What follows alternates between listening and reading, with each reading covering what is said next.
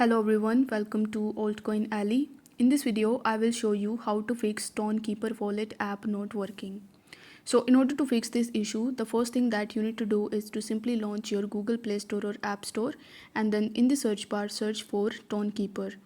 After that, once you have found the Tonkeeper Tone Wallet application, you need to check whether you are getting any update or not.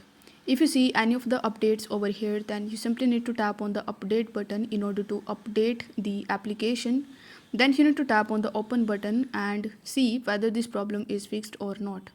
If the problem still persists, then what you need to do is you need to go into the settings of your app.